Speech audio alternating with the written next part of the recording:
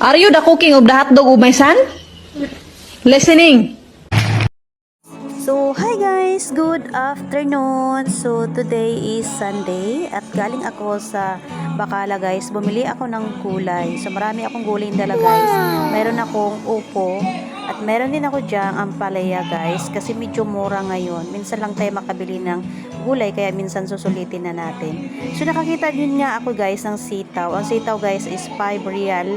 Isang tali siya guys. So 5 real, nasa mga 80 din sa Pinas. So dahil mahal to guys, so hindi lang natin titingnan kung magkano ang equivalent ng piso kasi hindi tayo makakain ng gulay pagka ganun guys. So hayaan na natin kasi mahal talaga to siya guys. So meron din ako dito guys nabiling kamatis. Ang dami ko nabiling kamatis guys. Yung iba nilagay ko na dito sa lagayan kasi nauna pa yung pagsalansan ko guys bago pa ako makaisip mag video. So by the way guys, naglakad lang ako. May dala pa pala ako dito guys na sili, okra at saka talong guys. At bumili din ako ng kamote. So yan guys, alam mo ba nakabili din ako guys ng mangga guys. Kasi minsan lang naman talaga to at minsan lang din ako mag-crave. Iwan ko nga ba, baliktad ako mag-crave. Kung saka may regla ako, saka naman ako nag-crave ng maasim. Minsan naman guys, gusto kong kumain ng matamis. Pero sa ngayon guys, mas gusto ko maasim. May ganon. Hindi ko maintindihan yung aking hormones. Oh my God. Yun ang gustuhan ko. So guys, bumili din ako ng pichay guys. Kasi ang pichay is mura siya. 1 real siya guys. Isang tali siya. So ang 1 real guys, 11 lang yan sa 15 sa atin. So carry na. So ngayon guys, bumili rin ako dito ng bell pepper at nilibrihan ako guys ng sili.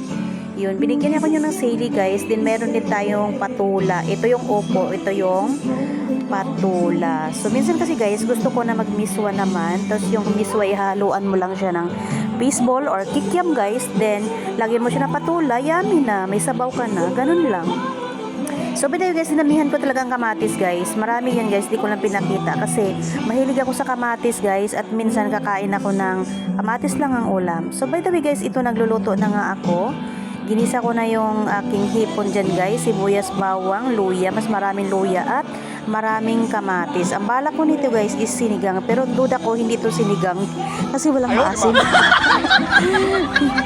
So guys, ito yung gulay na overload kasi napakaraming gulay guys. Nilagay ko dyan yung talong, okra, sitaw, and then yung kamuti ko guys, nilagyan ko rin siya.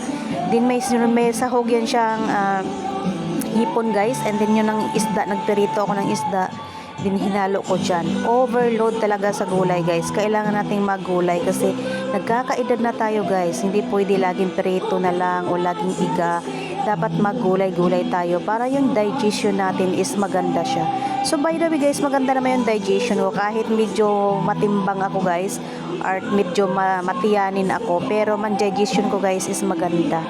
3 times o 4 times ako nagbawas sa isang araw. Yes po, ganyan po siya. So balik tayo sa aking gulay guys. Napakarami kong gulay. Kita nyo naman, hirap akong isiksik yung aking pichay kasi gusto ko talagang overload sa gulay guys kasi mahilig ako sa gulay. So by the way, nilagyan ko rin yan ng sili guys at hindi nga lang siya nag-anghang kasi hindi rin man ako mahilig sa maanghang. Kumbaga pala